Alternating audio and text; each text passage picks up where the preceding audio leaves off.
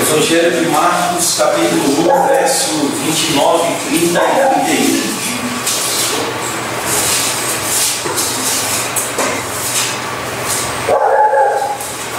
O texto diz assim, na minha versão atualizada: E saindo eles da sinagoga, foram com Tiago e João diretamente para a casa de Simão e André. A sogra de Simão achava-se acamada, com febre, e logo lhe falaram a respeito dela. Então, aproximando-se, tomou-a pela mão, e a febre a deixou, passando ela a servi-los. Amém. Só isso. Se assenta.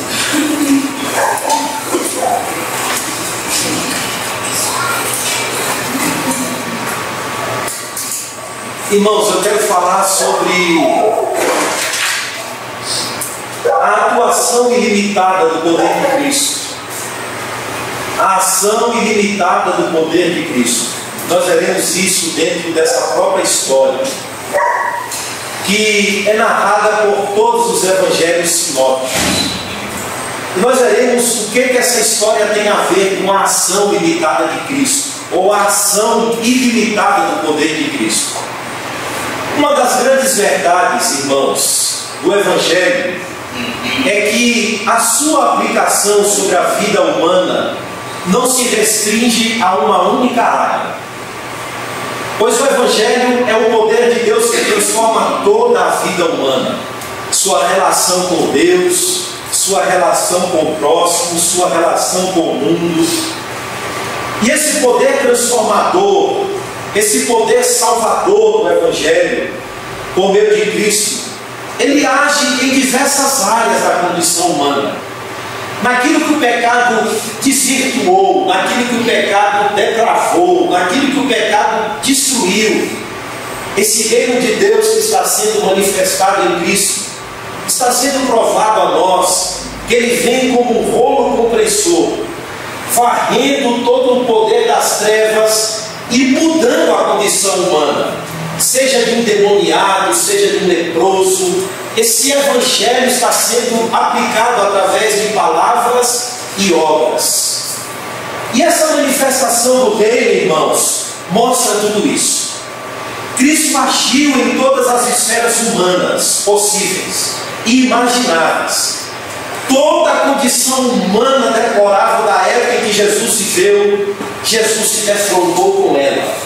E teve que agir, mas agiu não para mostrar o poder, mas porque o reino estava se manifestando por meio dele.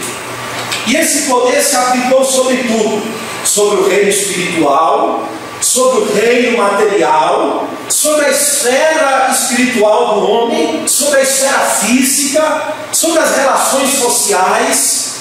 Cristo agiu em tudo, em tudo. E esse poder, irmãos, nós não temos condições de limitá-lo. Nós não temos condições de perceber as dimensões desse poder que se aplica em todas as áreas da minha e da sua vida. Nossa mente é por demais finita para compreender qual seja a largura, qual seja a profundidade do amor de Deus que se revela em Cristo Jesus.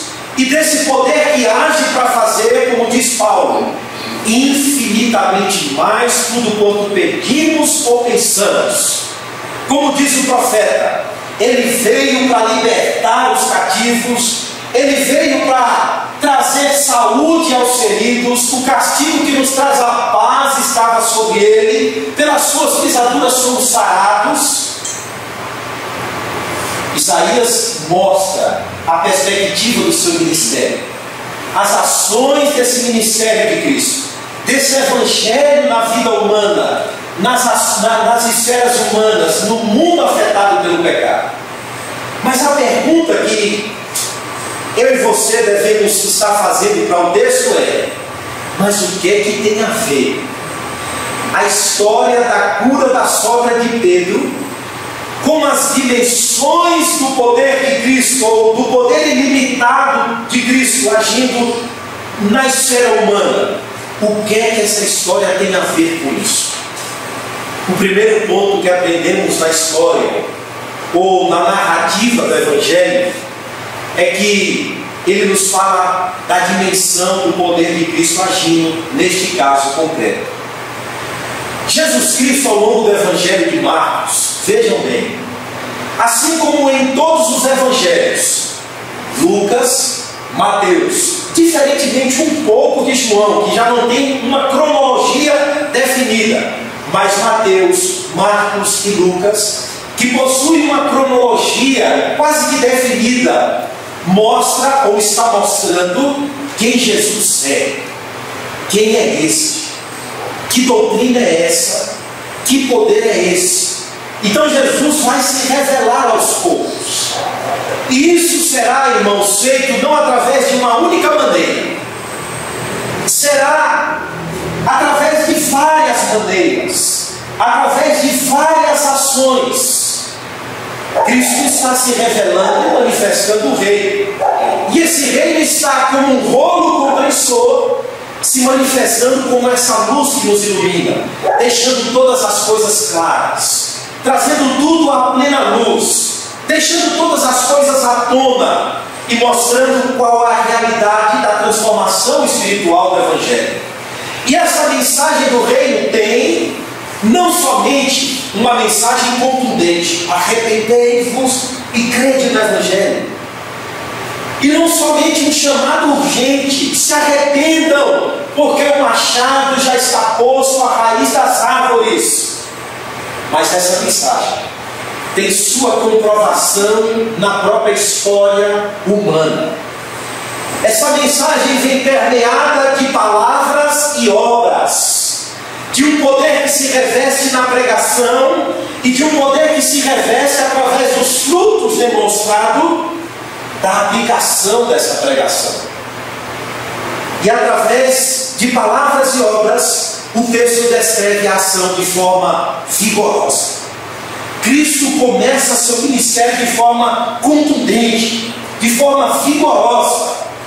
E as trevas não se dão por vencidas, porque à medida que eles se manifestam, se revelam, as trevas também se levantam como oposição a esse avanço do reino. Mas, irmãos, ele veio para derrotar ou fazer com que o valente seja amarrado. E o texto mostra no início do Evangelho de Marcos que as trevas estavam oprimindo um homem na sinagoga. Nós vimos isso. Aquele ambiente religioso, de certa forma, pregava não completamente, mas aqui e acolá saíam aspectos da vontade de Deus.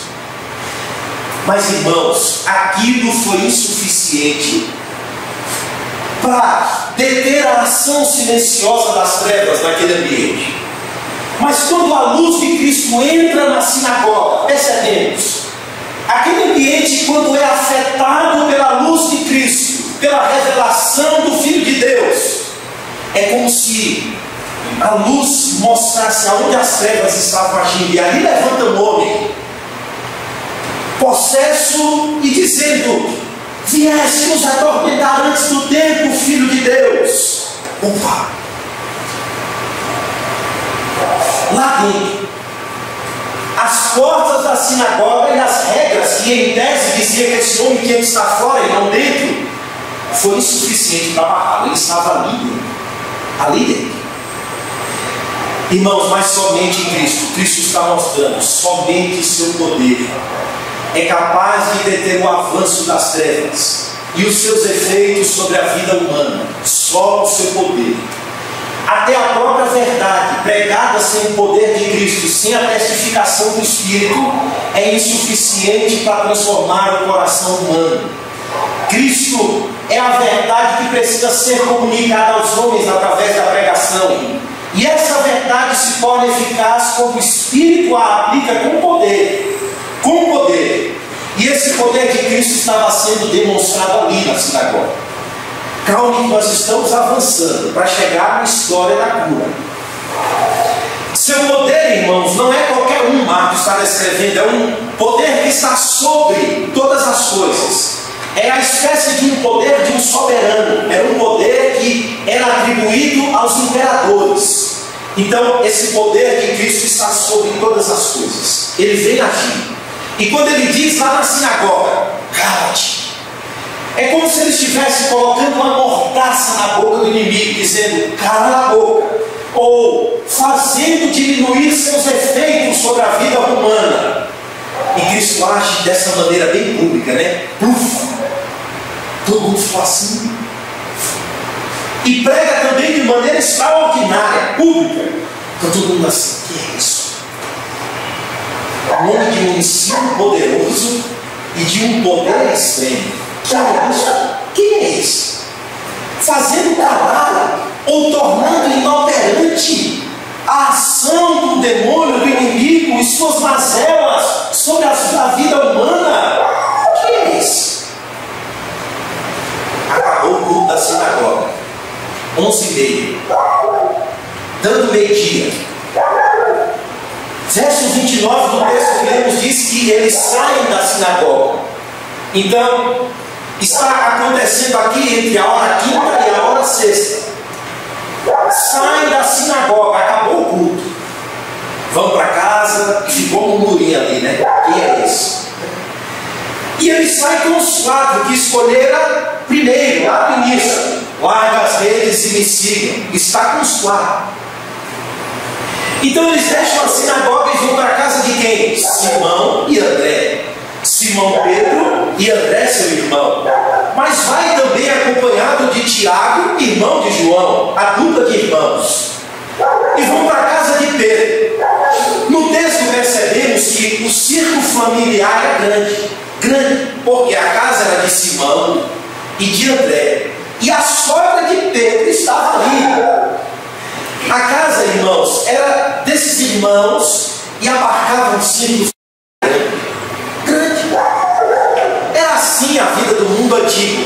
A economia se restringia principalmente sobre a casa, sobre aquela casa. E era cercada de empregados, de servos. Era um círculo familiar grande, muito grande, diferente de nós hoje. As famílias vão cada um formando a sua casa, e quem casa quer casa, e as famílias vão se tornando cada vez mais distantes, né? E hoje nós temos não só cidades dormitórios, mas temos também casas dormitórios. Por quê? Nossa vida se restringe mais fora da casa do que dentro da casa.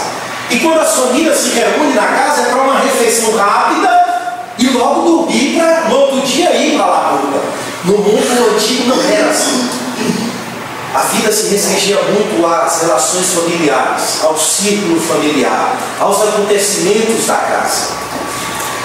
Então, naquela época, era quase tudo assim, em torno dessa economia doméstica.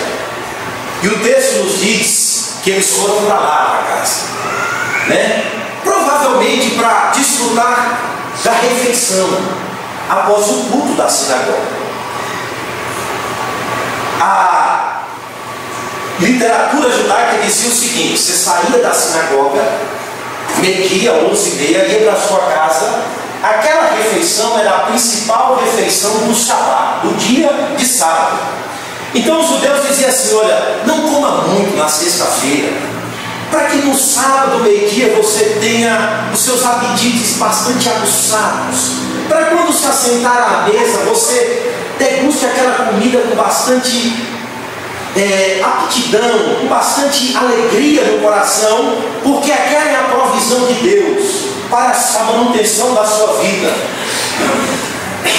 E ali, irmãos, Cristo sai com o objetivo de desfrutar então dessa participação da mesa, da participação da mesa com os discípulos, com aquela família, participar da mesa da comunhão, que simboliza a mesa da comunhão cristã. Os cristãos reunidos juntos, almoçando após desfrutar de uma manhã da palavra de Deus, de orações, de compartilhar necessidades. Então eles foram para ali. Mas o texto diz que não foi o que imediatamente aconteceu. Cristo se defronta mais uma vez com uma necessidade humana, uma mulher enferma, uma necessidade real. E naquela casa estava uma mulher acamada, uma diz que ela estava prostrada, sem condições de interceder nem por si mesma, mas dependia totalmente das mãos dos outros, até mesmo de alguém levar a causa dela a Cristo, porque estava com uma febre que lhe deixou prostrada. Ou seja, uma mulher totalmente debilitada, totalmente carente e totalmente dependente da ajuda dos outros, estava enferma. A febre era a sua doença sintomática, diagnosticada. E essa febre era uma febre comum no mundo da época. Seu diagnóstico era simples: ou febre alta ou febre baixa. Lucas, quando escreve sobre este caso, narrando esse acontecimento, diz que ela estava com uma febre muito alta. E os seus efeitos sobre o corpo definia se era uma febre intensa ou se era uma febre de baixa intensidade. O caso aqui, irmãos, mostra que a febre estava minando suas forças, deixando-a prostrada, sem condições de fazer nada, ou de ajudar em nada. Pois bem, essa era a necessidade a ser suprida, e Cristo está frente a ela. O dilema humano do sábado, ou os dilemas humanos, está mais uma vez ocupando o sábado de Cristo. E ali está Cristo, com uma febre ardente sobre uma mulher. E mais uma vez veremos seu poder agindo sobre essa condição, não se limitando ou se restringindo somente à atuação pública sobre um demônio na vida de um homem, mas o poder de Cristo vai agir na esfera particular, familiar, sobre uma febre. Após o culto da sinagoga, então, cada um ia para a sua casa, né? Isso incluía a liderança da sinagoga. Iam para suas casas desfrutar refeições, descansar, dormir, até que dessem 18 horas do sábado para começar a rotina da vida de novo. E sabe o que acontecia na época, irmãos? Os problemas humanos ficavam escondidos dentro de casa, suprimidos dentro do lar, dentro de casa. O ambiente do lar, irmãos, não era permitido chegar à sinagoga, eram suprimidos dentro de casa. Problemas e dilemas humanos dentro do lar que não se tornavam públicos, mas estavam ali, afetando as relações familiares, afetando a condição familiar, afetando a comunhão da família e precisando de uma resposta da ação de Cristo. E que muitas vezes pessoas iam à sinagoga e voltavam sem respostas. Pessoas iam à sinagoga, voltavam sem respostas. E lá estavam os problemas a serem resolvidos. No caso, Pedro estava com uma sogra, carecendo e padecendo de ajuda. Os escribas diziam: hoje é sábado, dia que não deve ser apresentado a Deus necessidades de restauração humana. Hoje não é dia de esperança. Hoje é dia de estarem suprimidas as necessidades humanas em casa. Uma certa feita, Jesus está indo em direção à região de gentios. E uma mulher cananeia grita aos pés de Cristo: Senhor, Senhor! E Jesus andando e ela gritando, clamando, alto. Aquilo incomodou tanto os discípulos que eles pararam Jesus e disse: Jesus, ela vem gritando atrás, aí não tem que resolver, porque ou a gente resolve, ela vai gritando, ela não parou. Jesus diz: mulher, eu não posso pegar o pão dos filhos e deitar aos cachorrinhos. Aí a mulher diz: mas Senhor, até os cachorrinhos se alimentam das migalhas que caem na mesa dos senhores. Aí Jesus diz: vai, mulher, o demônio saiu da sua filha. Quando ela chega em casa, mais uma vez em casa, a filha está prostrada e o demônio já tinha saído dela. Uma certa feita, Mateus 8,5 diz que um centurião clama a Jesus Jesus: Senhor, o teu servo está em casa, atormentado, moribundo, paralítico. Jesus ia à casa. Ele diz: não, Senhor, assim como eu tenho um servo sob a minha autoridade, e digo a este vai e ele vai, a este vai ali e ele vai, ao outro vem e ele vem, assim também tem uma palavra aí que vai resolver a situação. Jesus diz: nem Israel eu achei fé tão grande assim. E aquele servo do centurião é liberto. Essas pessoas não chegavam a portas da assembleia, irmãos, ficavam escondidas dentro de casa. Os dilemas humanos escondidos dentro de casa e carecendo de uma resposta divina, de um consolo, de uma orientação, de uma palavra, de uma ajuda. E em Cristo as pessoas viram a oportunidade de gritar, de extravasar, de dizer: Senhor, me ajuda. Pois os escribas diziam: vão embora, hoje é sábado. Não é dia de esperanças, não é dia de expectativas novas. Vão para casa, escondam lá dentro as necessidades de vocês. E aqui é uma sogra de um discípulo que carece de ajuda. Mas disse no primeiro ponto que o poder de Cristo, ele age em todas as esferas humanas. O poder de Cristo não está limitado à sinagoga, irmãos. Não é só aqui, não é só ali, não é em ambientes específicos que a palavra de Deus, o poder de Cristo age. Não. Ele age nas esferas mais particulares das relações humanas. Não precisa de templo, não precisa de um culto específico, não precisa de campanhas, não precisa de regras religiosas, não precisa de ir a um determinado lugar, tomar banho de água tal, se ungir com óleo tal. Seu poder não está limitado a nada disso, a nada disso. Ele não precisa de um templo suntuoso nem de uma grande multidão para agir. Ele age na minha e na sua casa. Ele age nas esferas mais particulares das nossas vidas. O seu poder não está limitado aqui, nem ali. Ele traz paz não só ao ambiente de reunião pública ou de adoração pública e religiosa, mas ele também traz paz ao lar, à família. Ele atua nos dilemas e nas relações familiares conturbadas e restaura as relações humanas estreitas dentro de casa. E ele não só busca a paz da sinagoga, como busca a paz no lar. Ele vai com seus filhos até as suas casas. Veja, ele foi com os discípulos. Ele vai com seus filhos nas esferas familiares. Ele atua com o seu poder nas nossas relações dentro de casa. E não quer que elas fiquem ali escondidas, suprimidas. Mas ele quer que esses dilemas sejam resolvidos, para que a mesma paz que a sinagoga alcançou, essa mesma paz o lar alcance, as relações familiares alcancem, as nossas relações alcancem também.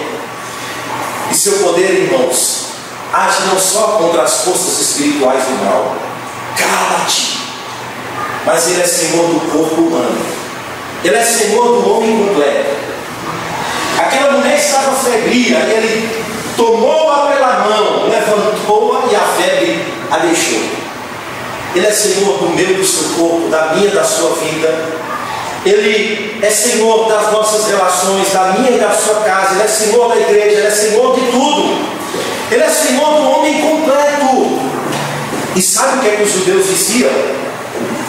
Os judeus diziam assim: para restaurar essa febre ardente, era preciso fazer o seguinte: você precisava pegar uma faca afiada e limpa, você precisava pegar uma mecha de cabelo e um espelho. Pega tudo isso, junta e abre Êxodo capítulo 3, e no primeiro dia você recita Êxodo capítulo 3, versos 2 e 3. Recita. No segundo dia você repete o ritual e repete e recita Êxodo capítulo 3, verso 4. Tá bom. No terceiro dia repete e recita Êxodo capítulo 3, verso 5. E depois declara: estou restaurado. Irmãos, não é isso que estamos vendo hoje. Não é isso que as pessoas estão praticando hoje. Mas Cristo não. Ele mostra que a sua transformação é uma transformação pessoal. Ele tomou-a pela mão. É um encontro ou uma cura que parte ou nasce de um encontro pessoal com Ele. Ele toma a mulher pela mão e levanta. Veja o texto. No versículo 30. A sogra de Simão achava-se acamada com febre, e logo lhe falaram a respeito dela. Então, aproximando, tomou-a pela mão, e a febre a deixou, passando ela a servi-los. As pessoas querem, irmãos, a restauração dos seus dilemas. Eles querem a resolução dos seus problemas de forma imediata, instantânea. Mas eles não querem um encontro pessoal com o Salvador, com Cristo. E essa mulher, a restauração dela, veja, foi após Cristo pegar nas mãos dela e levantá-la. Essa mulher restaurada a partir de um encontro pessoal com o Salvador, Jesus Cristo. E não precisa recitar em Êxodo, nem em Levítico, nem em Gênesis, nem nada. Cristo restaura as nossas vidas a partir de um encontro pessoal com Ele. Seu poder age a partir de um encontro pessoal com o pecador. E Ele restaura a seu tempo todas as esferas da vida humana. Ele é Senhor de tudo, da alma, do corpo, da sinagoga, da casa, da família. Ele é Senhor de tudo. Não há problema tão difícil que Ele não traga a solução a seu tempo. Não há problema tão perturbador que Ele não traga a paz. Cristo valoriza não só a paz da igreja, também a paz da casa. Restaura não só as relações entre judeus e gentios, mas as relações mais finas e estreitas do lar, para que todas essas relações reflitam a glória e o poder do Evangelho transformador sobre a vida humana. Esse é o primeiro ponto. Seu poder age em todas as esferas humanas, quer seja no ambiente público, quer seja numa relação particular, familiar. Ele está ali para gritar na nossa existência e para trazer paz ao caos da nossa vida. Ele está aí presente. O segundo ponto que podemos perceber também no texto é que Cristo não só age com o seu poder de forma ampla, mas Ele também ouve atentamente as nossas necessidades. Ele ouve atentamente. Irmãos, aprendam uma coisa: não existe necessidade tão insignificante que Cristo não dê atenção a ela. Os discípulos aqui não conheciam bem a Jesus, ainda não. Ele disse: vem e siga. Ele não deu um manual de quem Ele é aos discípulos, só disse: vem e siga. É a mesma coisa quando Moisés disse: Senhor, mas o que eu vou dizer ao povo quando eles me perguntarem quem Deus é esse? Moisés diz ao povo que eu sou o que sou. Ou seja, eu vou me revelar à medida que eles vão caminhar comigo. Eles vão saber quem eu sou. Os discípulos aqui não sabiam tudo acerca de Cristo. Nem tinham andado ainda muitos dias com Ele, ainda não. Foram chamados. Tudo muito rápido. Sai da sinagoga, vai à sinagoga, sai da sinagoga. Eles estão caminhando e aprendendo. Eles certamente estavam lá no episódio do endemoniado que grita publicamente. E ficaram também admirados, tal como as pessoas da sinagoga. Quem é esse? Quem é esse? Isso porque viram e ouviram também. Mas também não foi tudo ainda. Lições ainda tinham por aprender. Lições preciosas, Sabe por quê? Porque essa escola é a escola do dia a dia, da nossa vivência diária e da nossa caminhada diária com Cristo. Estamos aprendendo e tendo Cristo formado em nós. Não é nada de forma instantânea, é um processo no qual estamos sendo santificados e transformados e aprendendo e sendo forjados dia a dia. Os discípulos não eram diferentes. Mas uma coisa, vocês reconheçam aqui no texto junto comigo. Uma coisa eles aprenderam rápido. Sabe qual foi? A verdade de que precisamos levar a Cristo todas as nossas necessidades. Eles aprenderam isso rápido. Veja o que o texto diz. E logo lhe falaram a respeito dela. Eles disseram assim: vamos contar a Cristo. Olha, aquele poder que agiu na sinagoga é poderoso para agir aqui. Vamos levar a Ele as nossas necessidades. E logo, ou diz outra versão, imediatamente. Ou seja, eles não hesitaram. Eles não hesitaram em ir a Cristo, em contar com a necessidade e precisavam de socorro. Não. Eles foram a Cristo para apresentar a necessidade. A sogra está doente, o lar está em dificuldade por conta disso, e eles não se calaram. O texto deixa claro. E tudo transcorre de forma natural, logo, imediatamente. Mas acontece de forma muito intensa, porque os advérbios dão essa intensidade. Logo.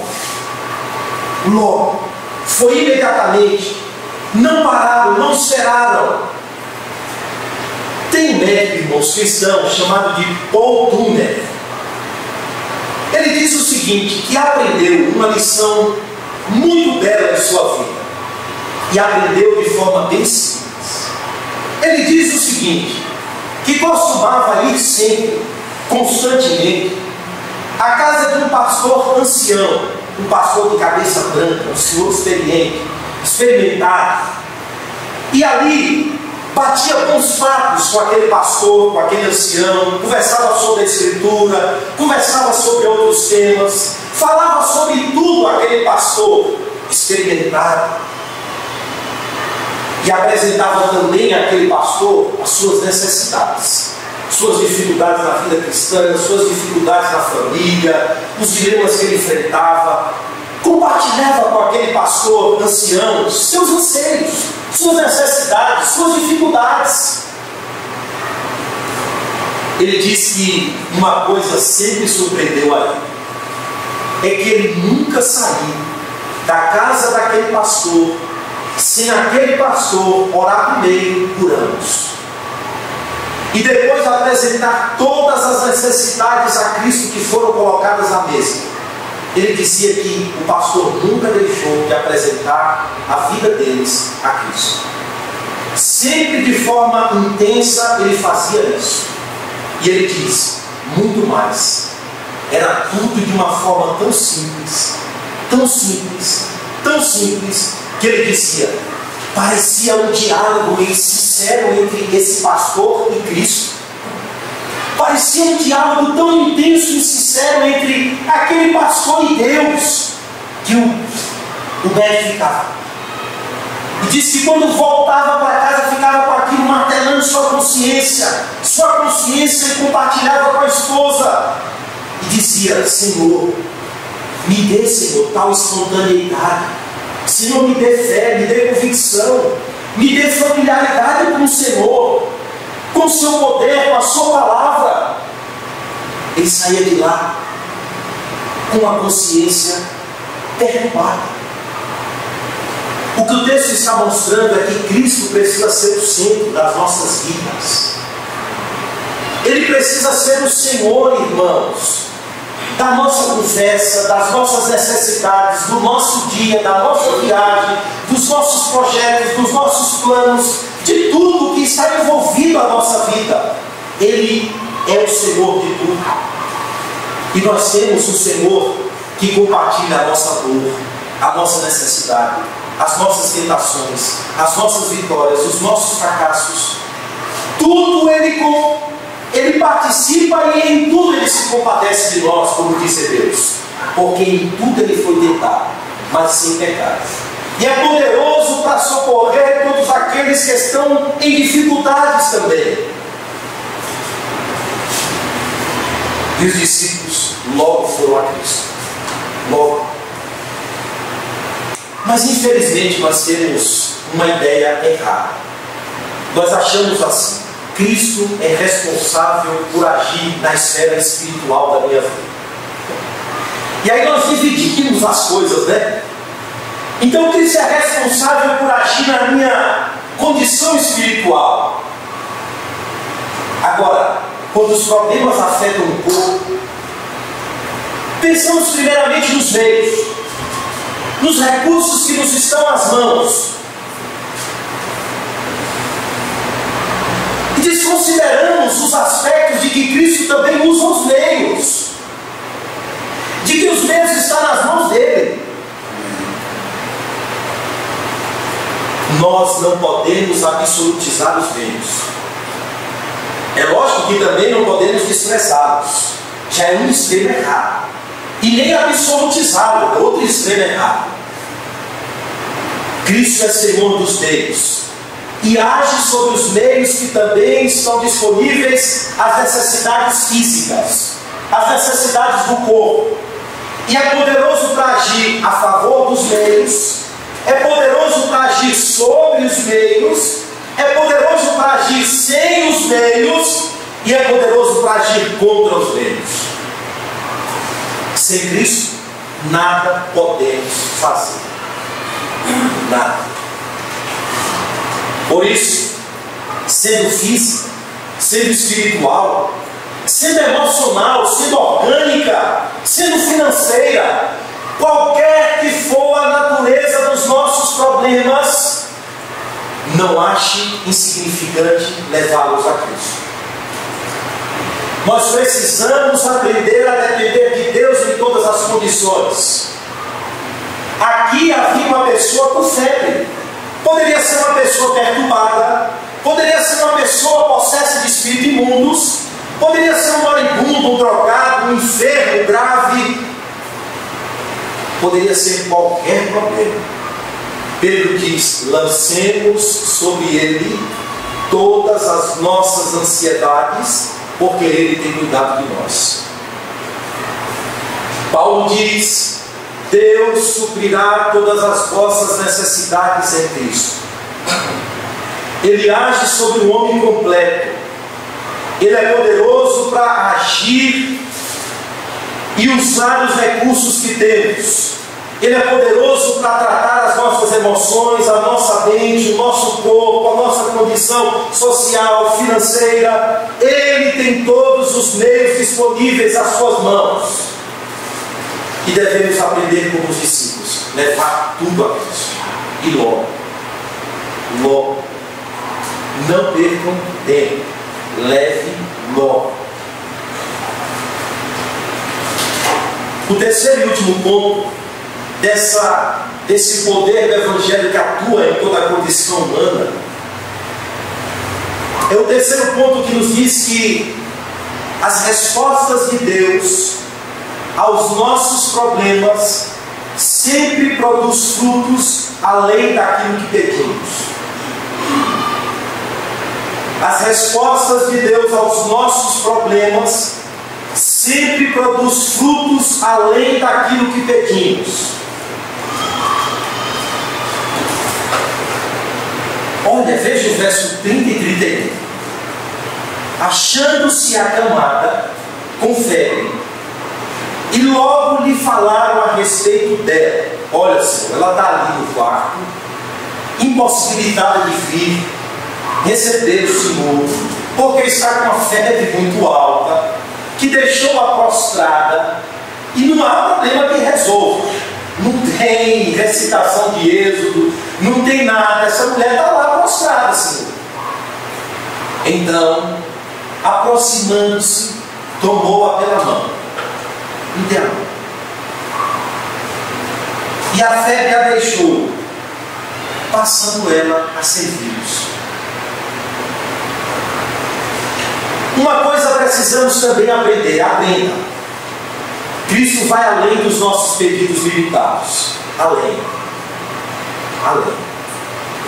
Uma coisa a Escritura mostra como fato inegável: nós não sabemos orar como convém. Não sabemos. Quando estamos envolvidos com uma pressão, seja enfermidade física, seja enfermidade espiritual, seja luta espiritual, seja luta física, o que estivermos pressionando, nossas orações se restringem aqui. É como se aquela condição nos limitasse ainda mais. E oramos debaixo daquela pressão. E aí ficamos assim: Senhor, me livra da fé. Senhor, me livra do espinho. Senhor, tira isso, Senhor, da minha vida. Oh, Senhor, me livra disso, Senhor. Por quê? Somos limitados por aquela pressão. Nós somos assim, limitados sem febre. Agora imagine com febre. Mas limitados ainda ficamos. E nosso pedido é como Paulo: Senhor, tira o espinho uma vez. Senhor, tira o espinho duas vezes. Senhor, tira o espinho terceira vez. E Deus diz: Paulo, a minha graça te basta. Fique quieto. Porque o meu poder se aperfeiçoa na fraqueza. Fique tranquilo. Ou seja, nós não conhecemos as necessidades profundas do nosso ser. Nós não sabemos o que estava por trás dessa febre, ou o plano de Cristo empregar na mão dela e restaurar a febre da sua vida. Não. Nós conhecemos as necessidades que vêm à superfície. Nós não sabemos o propósito de Deus com o espinho. Nós não sabemos o propósito de Deus com a febre. Nós não sabemos orar como Cristo. Oh, Senhor, me livra dessa hora tão difícil. Mas todavia não seja feito o que eu quero, Senhor, mas sim o que Tu queres. O que Tu queres. Desconhecemos, irmãos, a natureza de Deus, que tudo faz. Tudo Ele faz com um propósito definido. E não faz as coisas para exibir o seu poder, a sua vontade, o seu decreto, o seu plano. Mas em tudo Deus tem um propósito. E o texto, embora simples, revela isso. O pedido era: Senhor, está febril. Mas aquela mulher levanta, pronta a servi-los. A servi-los. Jesus não só restaura a febre, mas a condição daquela mulher para servir aos outros. Para servir aos outros. Não foi qualquer encontro. Ela não usou Cristo somente para a restauração da febre. Ela deixou o seu estado febril, levantou-se e foi servir. Servir a Cristo, servir aos discípulos. Ela foi restaurada não só para gozar de plena saúde, ela também foi restaurada para um propósito maior, que é servir a Cristo ao seu reino. Levantou-se para servir. Aqui é interessante. Se você ler o texto e enfatizar a cura da febre, você vai sair sem entender o texto. Se você ler o texto e disser que o propósito do evangelista é narrar ou demonstrar que Cristo também cura a febre, você vai dizer: e aí? E aí? A ênfase aqui não é a febre, a ênfase aqui é o serviço. Ela levantou para servir.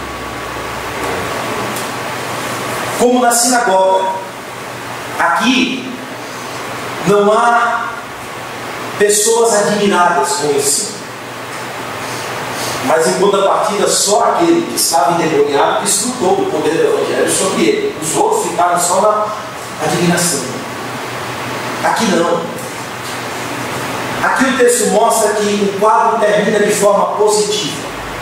Todos em volta da mesa e aquela mulher atuando, servindo, ajudando, contribuindo, cooperando. Assim é a ação completa de Deus em nós. Ele está usando febre e espinho E quando restaura a febre ou tira o espinho, ele restaura e tira para um propósito maior. Ele não se restringe, ou suas ações não se limitam ao meu e o seu pedido limitadíssimo. Tira o espinho, tira a febre. Eu quero ser livre. Mas Deus está a trabalhar em aspectos mais profundos do nosso caráter, para que nos levantemos não só da febre, mas nos levantemos do nosso próprio egoísmo, do nosso próprio ser, para servir, para se doar às pessoas. E essa é a verdadeira e milagrosa operação de Deus sobre a criatura. Fazer com que eu e você dediquemos o nosso tempo, os nossos dons, a nossa força, a nossa habilidade para servir a Cristo e ao seu reino. Ele age poderosamente, irmãos, e age infinitamente mais sobre tudo aquilo que pedimos ou pensamos.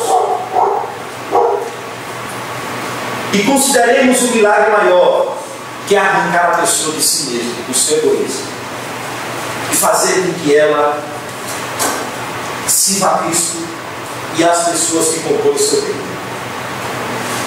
É arrancar a pessoa de si mesma, fazer com que ela dedique seus dons, seus talentos, seu tudo.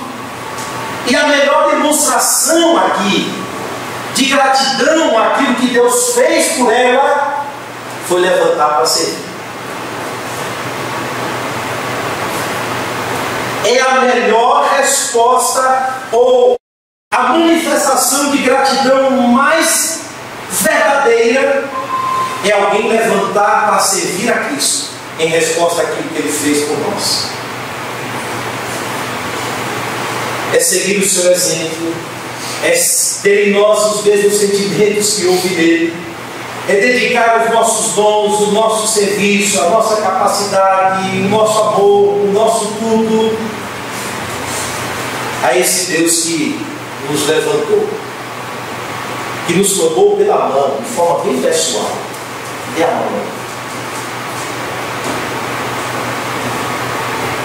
E o texto encerra com chave de ouro, passando ela a servir-nos.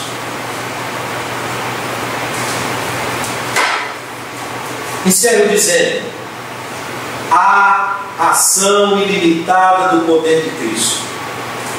Ele age na igreja, Ele age no lar, Ele age em todas as esferas das nossas necessidades. E isso precisa nos levar a um comportamento prático, de que é apresentar a Cristo todas as nossas ansiedades. E não há dilema insignificante que Ele não participe em nossas vidas. Embora estejamos condições de nos apropriar de meios legítimos, não se esqueçam, irmãos, Ele age com os meios, sobre os meios, contra os meios e através dos meios. Lancemos a Cristo os nossos anseios. E a ação ilimitada de Cristo diz que Ele está produzindo resultados superiores àquilo que pedimos. Ele está vendo além de uma simples febre que nos coloca sobre a cama. Ele está vendo muito além de uma enfermidade que bate as nossas portas. Ele está vendo muito além de um filho que produz um dilema na família. Ele está vendo muito além. Que Deus em Cristo nos abençoe. Vamos orar. Senhor, nós queremos te agradecer, Pai, pelo seu poder em nossas vidas. Por teu poder, Senhor, através da tua palavra, que nos transforma, que nos liberta, que nos cura, Senhor. Cura a nossa alma, restaura a nossa condição física muitas vezes, porque tudo o Senhor faz segundo a tua vontade e o poder do Senhor que opera nas nossas vidas. E é poderoso, Senhor, para fazer infinitamente mais tudo quanto pedimos ou pensamos, porque nós não sabemos orar como convém, Senhor. Somos limitados, não conseguimos enxergar além, mas o Teu Espírito intercede por nós. Teu Espírito leva as nossas necessidades com gemidos inexprimíveis. Portanto, age, Senhor, em nós, produzindo frutos além daquilo que os nossos pedidos mesquinhos, Senhor, são apresentados diante de Ti. Nos levanta não só da fé, mas do egoísmo. Nos levanta não só da fé, Senhor, mas do amor intenso somente a nós mesmos. E nos ajuda, Senhor, para que nos levantemos para servir a Ti e uns aos outros, Senhor. É o que te pedimos em nome de Jesus. Amém.